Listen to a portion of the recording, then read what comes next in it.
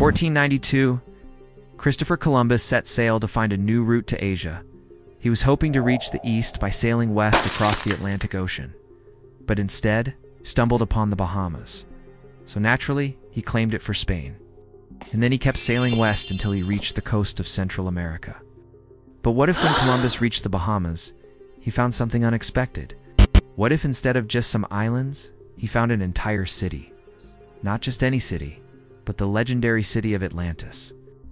What if Atlantis was never lost? Let's find out.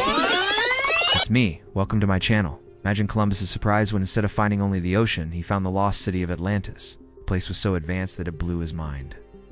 He saw buildings made of glass and metal that reached for the sky. He saw vehicles that moved without horses and boats that flew through the air like seagulls. And yet, despite all this advanced technology, the Atlanteans lived in harmony with nature. Their houses were powered by the sun and the wind. They had no garbage or pollution. Everyone in the city seemed to be happy and healthy. Upon meeting the Atlanteans, Columbus realized that they were far more advanced than the Europeans.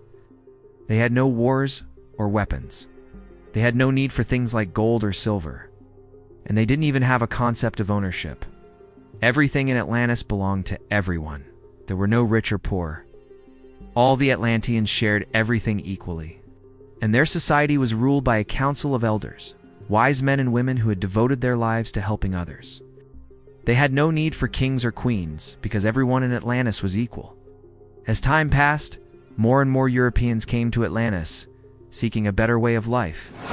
Many of them were refugees from the wars and poverty of Europe, but the Atlanteans welcomed them all, sharing their knowledge and their way of life. The Europeans were amazed by Atlantis. They marveled at its beauty and its advanced technology. They learned about sustainability and renewable energy.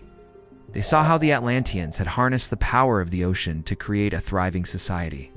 The Europeans were eager to learn everything they could from the Atlanteans. They wanted to know how they had created such a perfect society, asked the Atlanteans about their history, their culture, and their technology. But the Atlanteans were very secretive. They didn't want to share their knowledge with the Europeans. We were afraid that the Europeans would use their technology for evil. They had seen how greedy and destructive the Europeans could be, and they didn't want to risk it. Despite this, the Europeans were not deterred. They continued to ask questions and to learn everything they could. They were determined to create a better world, and they knew that the Atlanteans held the key to that knowledge. The Atlanteans agreed to share their knowledge with the Europeans. They showed them how to build sustainable homes, how to harness the power of the ocean, and how to live in harmony with nature. The Europeans were overjoyed.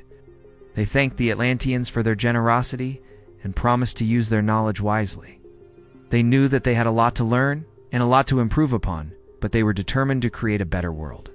With the help of the Atlanteans, the Europeans began to change their ways, started to build sustainable homes, and to harness the power of the ocean.